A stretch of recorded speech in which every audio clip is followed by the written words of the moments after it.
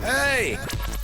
This is JJ and Alex. I made a name for myself. I told you I won't be denied. As you wrap up your day, it's time to get your fix of the teams you live for and the sports you love. This is JJ and Alex on 97.5, the KSL Sports Zone.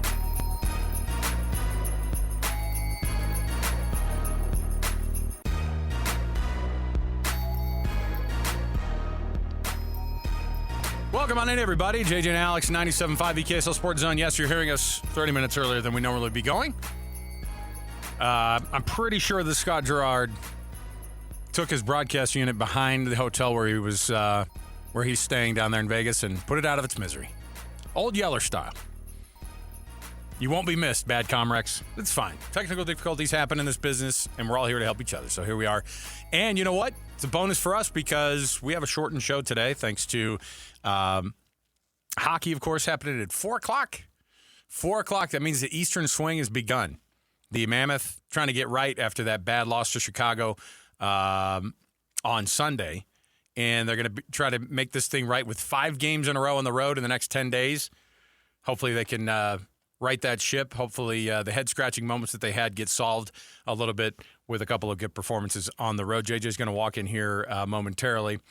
In the meantime, Alex Annapolis, of course, our producer, standing in here as well. Lots going on with this one. The Jazz, of course, last night. Annapolis is the perfect way you wanted a game to go. It's exactly what you want as a Jazz fan. Oh, man, that was close. And then wink at the very end. I mean, what was good was, this is the best Key comes back from his injuries, and he's been, and I'll tell you what, if you're wondering about that ankle, don't wonder anymore.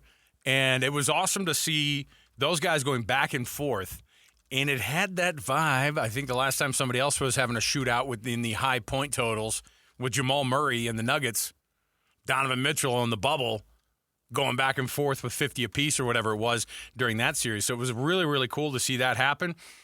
But they do come up short, and they fall short to, former league MVP. These guys could be champions again. These guys have been world champions. They know how to do it.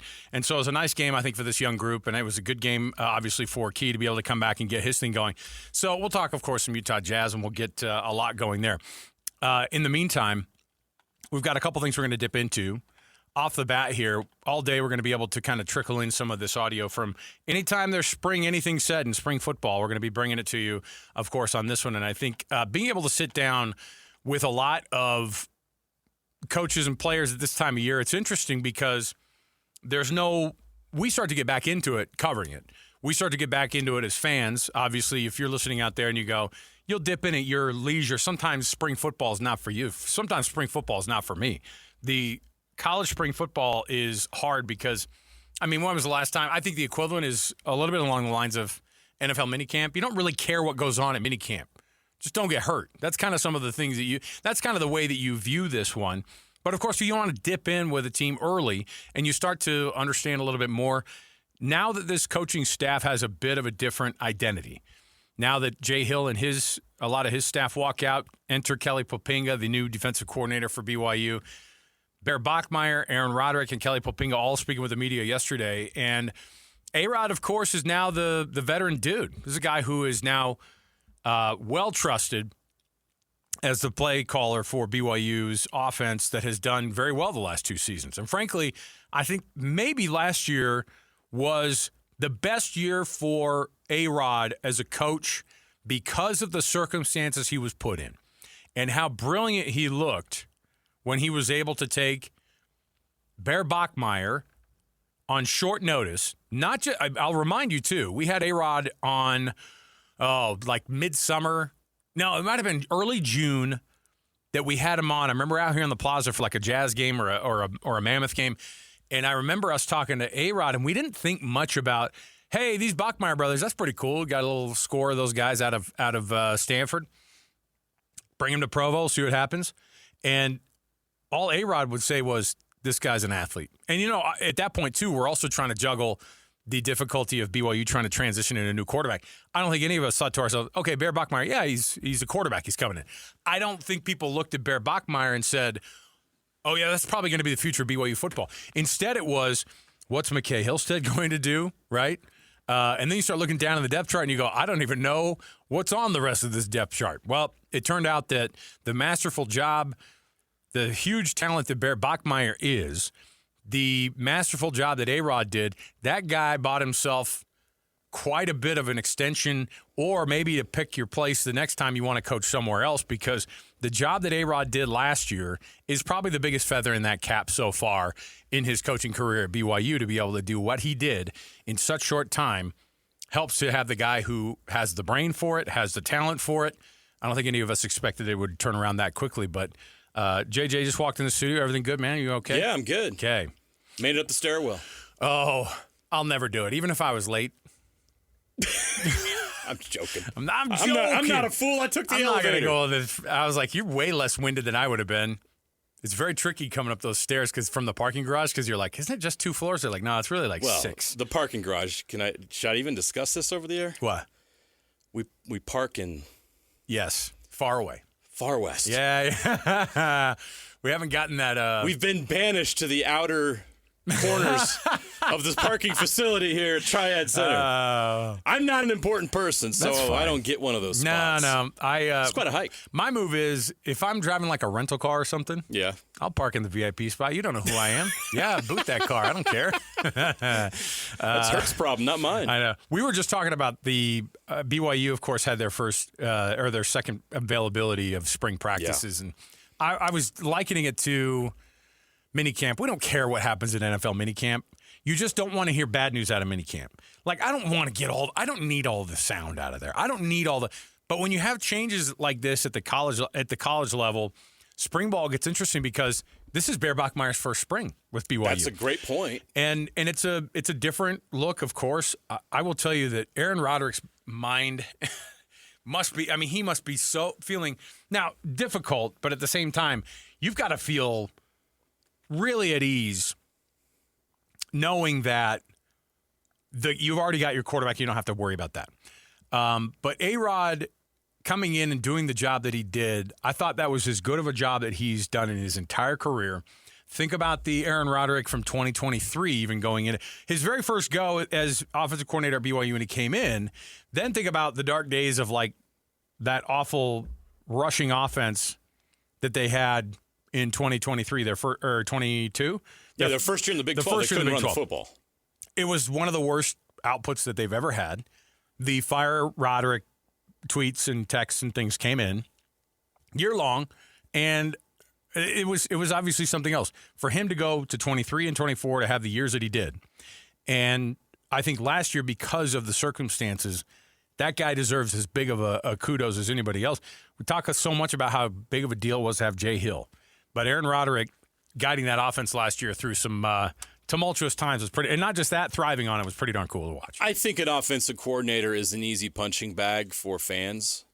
You rarely hear fans like, "Oh, we got to fire our defensive coordinator." These calls are ridiculous. But that's what we do to offensive coordinators all the time. And look, if A-Rod's going to tell you that guy, I understand. That's what I signed up for. Right. It's okay. Everyone's going to criticize every decision I make, every play I call, every personnel decision, every quarterback competition choice we make is going to be scrutinized. And you signed up for that, and you're okay with that. What I admire about A-Rod is he handled a lot of that criticism. I remember when he was at Utah and the criticism he had, and he even lost a job there. Right. Those are tough times, man. And I appreciate anybody that is able to overcome some type of adversity, whether it's in their personal life, their career, whatever it is, continue to fight and move forward, believing in yourself, believing that you are doing things the right way. You just need to be patient. You just need to keep working hard. You just need to continue to grind, and things will work out. And he's a perfect example of that, where if he listened to everything we said on the radio or somebody told him at the grocery store, I don't think he'd be successful. He knows what he's doing. And if you question that, and we can criticize play calling and scheme and different things like that. It's part of the game, and that's part of what we do. We all are fans. We're all in the meet. We're having fun with this. This is entertainment.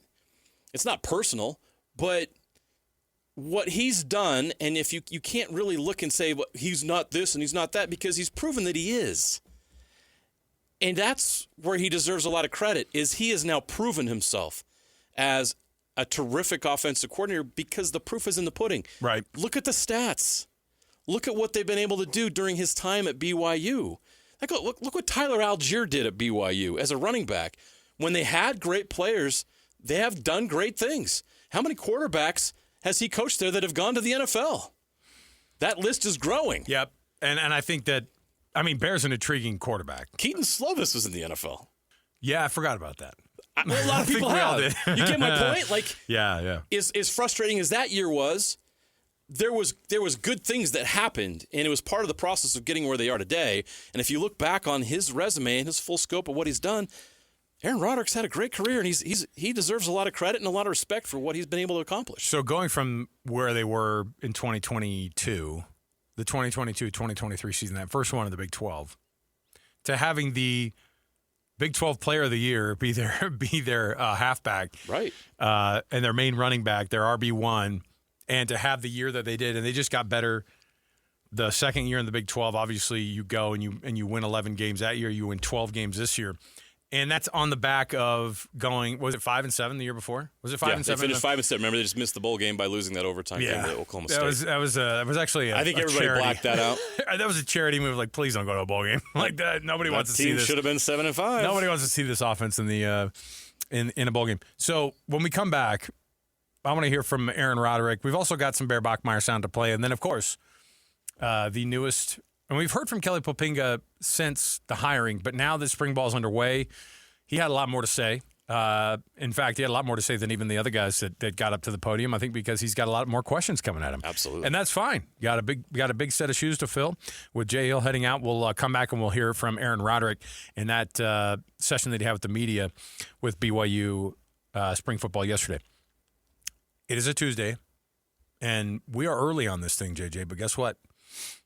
Let's do some Jazz tickets right now. Yeah. It's a Jazz Ticket Tuesday. Let's jump in and do it.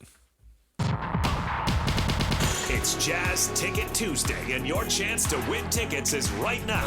Call this number now. Call this number now. Be caller number 12 at 801-575-ZONE. 801-575-ZONE. And you'll be on your way to Delta Center to see the Utah Jazz. He fires the three. He hits. Oh, don't do me like that. This is 97.5, the KSL Sports Zone. Call number 12, 801-575-ZONE. You get a pair of tickets on a Jazz Ticket Tuesday to check out the Jazz and the Warriors coming up on the 9th. That's next Monday at Delta Center, 7 p.m. So 801-575-ZONE, 801-575-9663. Call number 12 gets those tickets. Right now, we'll be doing tickets all the rest of the day as well on a Jazz Ticket Tuesday. We got to cram in a lot because we still only have – we're going to go all the way up till 4 o'clock. So even us coming into this situation – early, JJ, still feels like we're rushed. So we'll give away as many tickets as we can, as we're allowed to, and we'll get you hooked up with as much info here as we get you ready for hockey night in Utah starting up at 4 p.m. tonight. Stay with us, 97.5 KSL Sports Zone. Your home for the best coverage of the Jazz, Utes, and Cougars is right here on the Zone. This is JJ and Alex on 97.5, the KSL Sports Zone. Ah, yes. Summer of 1995. Come back, would you? Simpler times. I can't tell you how many times I listened to this CD over and over and over. I know. Again. That's what I said. It just transported me right back to painting fire hydrants for the city of Grapevine, Texas, picking up roadkill. Good memories. They let us drive city trucks around, government trucks around. At what age? 15. 15 years old. God bless Texas. They're like, we got to get some stuff done here. A couple guys driving around, picking up dead squirrel. Now, the big roadkill situation in Texas is the armadillo. Number one, squirrels. Armadillos are rough because they and you don't want to get them right when they get killed. You don't want to get them a couple days after that either. You either have to get them right when they're dead, or you wait a week or so, or a week and a half in that Texas sun. So it's just. Can you explain why that is? Gets driven over a bunch of times. Yes. It's like the same of having like you don't want to eat rancid meat, but if you dry it out enough, it's okay. No, I'm not saying to eat. I'm saying the smell isn't there on a dried, crispy armadillo. Make sense? So on a scale of 1 to 10, what is the smell of a dead armadillo? Oh, just like the other animals that are in trails. So or it's not any more on the road. extreme than others? No, and they look hilarious, though. They look like dinosaurs, miniature dinosaurs out on the road. They get hit a lot, though. They're not very good on the streets, so there you go. So they're really not as cute as some people might think. Chris Cornell and picking up roadkill. Great memories. And that's why you tune into here to 97.5 DKSL Sports Zone. All right. I told you we were going to hear from Aaron Roderick, BYU's offensive coordinator, had a media availability yesterday. And, of course, going into another year here, going into having to reset this offense, the talent that's coming back, pretty darn good. Obviously, the subtractions are pretty obvious, and then people are going to look and go, what's going to happen with that wide receiver core? I think even prior to Parker Kingston being out of the program, you're wondering who was going to be that wide receiver one. I think we knew that Parker Kingston led the team in catches and yards, but I think that they're looking for somebody who is that traditional wideout, big body, gets up for those 50-50 balls. Is that JoJo Phillips? We don't know. Anyway, A-Rod probably is tickled to have L.J. Martin back. But here's what A-Rod said yesterday in his first availability in spring football. There's a lot of good players in that room. Those guys will step up. I'm very confident about that. Casper did some good things today. We've got some young players that are doing some good things. I'm a little reluctant to comment about young guys, though, because then people will start tampering with them before the next portal window. So I'm just I'm not gonna say nice things about the young guys anymore. How's Cody Hagan so far? He got banged up in the bowl game, so he's making his way back right now. But he's doing a good job. Yeah, he's doing a good job. We're easing him into it.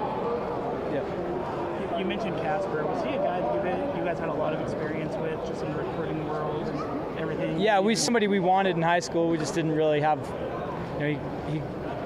He was in on Oregon pretty quick, but he's somebody we liked a lot in high school. Yeah. Enoch Watson's a new face on the roster. What kind of skill set does he bring at quarterback? Just similar to our other guys. I mean, he's a super athlete, really live arm. He played really only 1 year in high school in a real passing offense. Played for Max Hall, and he had one really good year, and we feel like his best days are ahead of him still. He's developing, and he is a very talented guy, very, very talented guy. See there, I just made a compliment to a young guy. I shouldn't have done that. I got you, right? Yeah. Careful. Tricked me. There's no spring portal window. Yeah, this year, so that's true. That's true. A little bit easier. You're right. How different has it been just having Bear here for the spring? Obviously, last season you didn't have him here. Yeah. It's nice. He knows the offense so well now, and we don't have to. We can really just play ball, and it's like from day one he's got the whole thing down, and we're doing some pretty advanced stuff right now with the first group when he's in there. And then the biggest thing though for Bear is this off-season conditioning. This is his first college off-season, so we're really getting a chance to get him in shape, get him strong, get his body tuned up. And he made it through 14 games this year healthy, but we want to use this offseason to really get him in great shape. How much easier will that make it for him going into fall camp, just having that under his belt? Yeah, experience is huge at every position, especially quarterback. But he played a lot of football last year. He's seen a lot of things, and so he's a true sophomore, but he's a veteran player for sure. Walker Lyons is somebody that you got out of the portal. Just what have you seen from him early on, and how do you feel like he's going to kind of step up in Carson Ryan's place? Walker has been exactly who I already knew he was, and who I expected him to be. He did a really good job at USC. We loved him in high school, and we're really happy to have him now. He's doing a great job. Did that success that you guys had with Carson last year, did it already start to build on itself a little bit with bringing in Walker and guys like Roger, and then obviously kind of some of the recruiting guys sort of seeing You'd have to ask those guys if that had any impact on them, but I it can't hurt. I think Carson really did a nice job for us last year. He was an every down player. He was an excellent blocker, really good receiver, did so many good things for us, and I think it gave us a chance to sort of reestablish like what we've always wanted to be and what we've always wanted to do with our tight ends. And I think that you're going to see a lot more of that in the future with these guys we have in the program right now, and a couple guys that are on missions. They're going to be coming home. And just our recruiting that position has been really strong the last couple of years, and you're going to start seeing the fruits of that in the next few seasons. Aaron Roderick, yeah, good spot to be in with a lot of returning talent. And I don't know, JJ's got his feet under him way more this year, and he brought it up. Bear hasn't had a spring yet. He hasn't had a college off-season workout program yet, technically. Got to Stanford, started up with some things, did not get the legitimate, like, full-on, spring, and now he's going to be able to do that. And, you already see images and some videos coming out of camp, and you go, this guy's got a live arm in March, the beginning of March, and he's getting all those reps in, and it's a big-time thing for A-Rod. Massive blessing for him to be able to get all those names back, and, of course, to have a quarterback. The awkwardness will be when quarterbacks start rolling in who have a lot of stars next to their names, and you wonder where they're going to fit into the program. Yeah. And that's a good problem to have. That's a good problem to have if you're BYU, because they haven't had a pretty thin quarterback room over the past couple of years. All right. We'll take a break. We'll come back. We've got more from BYU Spring workouts, but also we've got tons to get into. We've got Jazz basketball, of course. The Jazz did it, man. Awesome game, and they come up just short, JJ. Oh, that was a big loss last night. That was awesome. That was really awesome. Came in clutch in the final minute. Keontae scored 36, and the Jazz lose. We all win. Hey, everybody's happy. Jamal Murray gets 45, and it was a heck of a night for all those guys. I have man. some thoughts on Jokic too. I've had about enough of that Joker. Okay, all right. We'll move straight on here. This is what happens when you get us early. This is what happens when you get us in the studio. I'm not a JJ hater. Yeah, I'm not. But there's always the but at the end there. We'll take a break. We'll come back. More to go. 97.5 EKSL Sports Zone.